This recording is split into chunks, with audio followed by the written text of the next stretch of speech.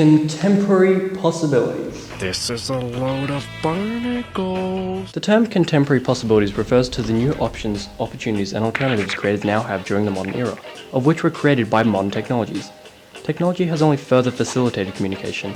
Many new forms of electronic communication have emerged as a result of technological advancements, such as the internet, it being emails, social networking websites, texting, social media, or phone calls.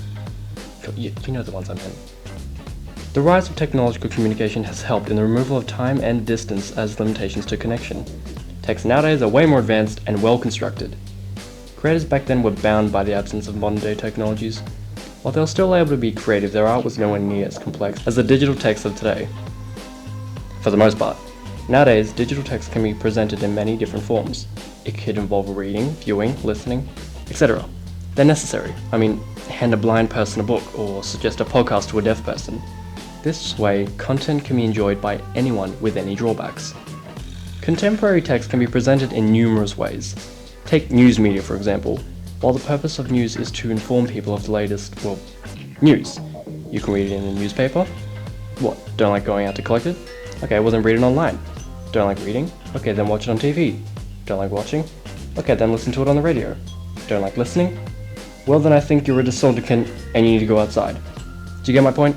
You aren't limited when gaining information with these multimodal texts.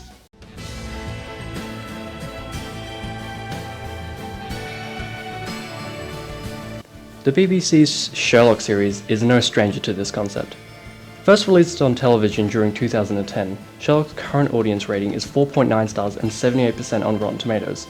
This series has Benedict Cumberbatch as the beloved Sherlock and Martin Freeman playing Martin Freeman. The character of Sherlock has actually won a world record for the most portrayed literary human character, being depicted on screen at least 254 times. The only other adaptations I know of are Guy Ritchie's and Enola Holmes. There's also this one, but we don't talk about this. With its great storyline and excellent style, it would be criminal of me not to bring notice to this. Oh, and it was part of the assessment. Wow. Sherlock was first created in 1887 by Sir Arthur Conan Doyle, who you might know for The Hound of Baskervilles, or The Lost World. The first film based on Sherlock was in 1916. That's more than 100 years ago. To put simply, this was made during the time silent films were a thing. Yeah. Sherlock was just kind of like any other film, to be honest, back then. There was nothing really new or groundbreaking. But going back to the book, this was new. It may not have been the first fictional detective. However, it was most well known, and rightfully so. Sherlock was downright brilliant, with his expertise in observation, deduction, forensic science, and logical reasoning. Be that as it may, Sherlock was described as moody and untidy, and sometimes using cocaine. This was new to the audience back then, and a lot more interesting than a standard detective character. Now what's new about this series is that, as far as I'm concerned, it's the first and only Sherlock adaptation to take place in the time it was made, the 21st century. So it's nice to see Sherlock using a computer instead of a typewriter or something. What I'm also going to be talking about is Reddit, a social media platform I'm sure we're all at least aware of its existence, as it's labelled as the front page of the internet. It allows people to share their stories and latest news, among other things. The BBC's Sherlock series, directed by Koki Gadrois, is more fitting for a modern audience since you're watching it on a screen. And as I said before, it's set during its contemporary time. Does that make sense? Yeah, I don't know. The series is fast-paced, with an attention-gripping and intriguing storyline, captivating the modern audience. This is achieved through the use of various features. I'll use 5 examples for this. The first feature, and arguably one of the best parts, is the editing. You can tell in every minuscule scene just how much attention to detail there is. For instance, this is demonstrated during a tense scene between Sherlock and a taxi driver, who for some reason was more intimidating than the main antagonist, Moriarty. There are 2 examples in it. The first is during the face-off, while we are watching Sherlock and Mr. Taxi Driver guy talking. We hear Watson's footsteps before actually cutting to him. This is a J-cut. Another is while we are viewing Watson. There is a cross-cut of Sherlock in a different location, walking through a door. Another is just a thinking sequences with Sherlock. They allow you to somewhat view what Sherlock thinks. All the flashing images and clips taking place while dissolving back and forth to Sherlock, who is also in slow motion, might I add, really go to show how quick and swift Sherlock's mind is. Any detail, no matter how menial to him, are just consumables. Simple little techniques like these keep the scene moving and allow the audience to maintain the same level of tension the characters are experiencing. The second example is the war memories. We are presented with a nightmare sequence when first introduced to Watson, which is basically a montage of war clips to imply that he's a veteran. Right away, we as the audience are dismayed. Within a matter of seconds, we already have an opinion on Watson and his character. It's never really confirmed if this footage is real or not. It may seem a bit far-fetched to put real footage of war into a fictional story, but either way, it makes Watson a lot more pragmatic and realistic. It's simple tricks like these that immerse the audience and further engage them. The third example is the digital maps. Very straightforward. In a scene where Sherlock and Watson are chasing a car, Sherlock stops for a moment and uses geolocation. Now, instead of just having Sherlock say the directions or something like that and showing a few signs, the editors go ahead and add in a digital map, displaying which way the car is going along with labelled streets. This tiny clip lasts for about 6 seconds, so yeah, again, Sherlock big smart. But this is a nice touch because the audience feels more engaged, and this could not be achieved in a book. I'm gonna do an internet! Well, I'm gonna do a book! Oh. The fourth... How long is this? I feel like this will take... The fourth example is the score, because, you know, nowadays you have to be told how to feel. With the score playing out just like most modern films, scenes are a lot more vivid and emotion-provoking. Like, pick literally any intense scene and there is guaranteed to be non-diegetic music playing in it. Like this. Or this. Narrow it down. Scores like these make scenes interesting and far more memorable.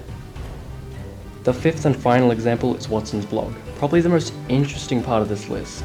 His blog really breaks the barrier between fiction and non-fiction. Not that I actually, got to read any of it, because no matter how many times I tried to open the website, it just wouldn't work for me. It brings a new level of realism to Watson's character and leads you to believe that what you were watching wasn't just a fictional series. All these examples help the entire series appeal to contemporary audiences, because you were literally spoon-fed and held by the hand the entire time. This series revels in the crime genre. Since it is a modern setting, the atmosphere is a lot more real. You see all the police and investigators at the crime scenes, which also looks exactly like the stuff you see on the news, so you're more interested. There are always clues left behind for Sherlock and the audience to decipher.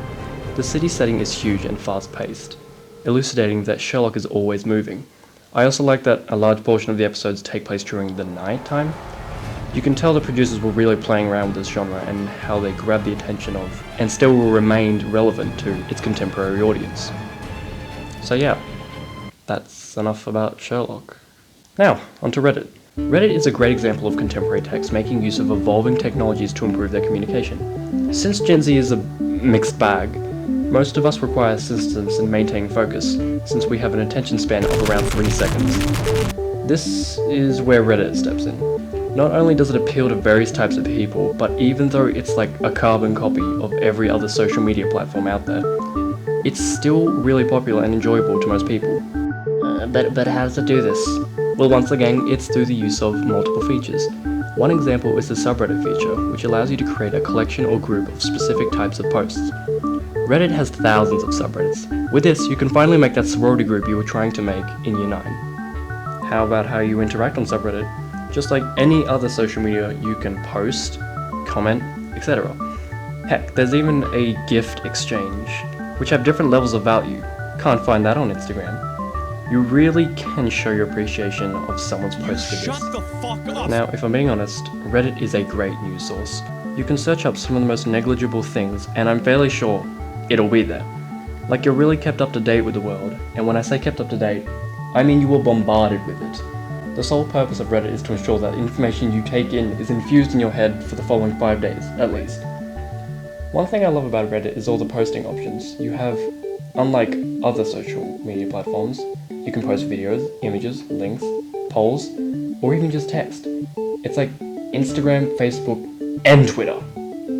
This way, you can share your stories in multiple different formats and help viewers better understand. With all these handy attributes, you were given so much freedom with Reddit. While newspapers and stuff are great and all, it's nice to know that you can get the latest info from the comfort of your own home. That, and it has good memes. With all these features, people today are invested in social media and are always back for more. A little too much. This is how Reddit stands out among other websites. So there you have it. Technology has come a long way. With the ongoing development of it, we have been able to communicate and connect with the rest of the world with great ease, in more ways than one. I feel that without the advanced tech, we as humans would not have evolved ourselves, and vice versa. So let's hope we proceed to develop and only find greater ways of communicating with each other. I hope you have a great day, and I suggest you go outside now. Fuck! Oh my god.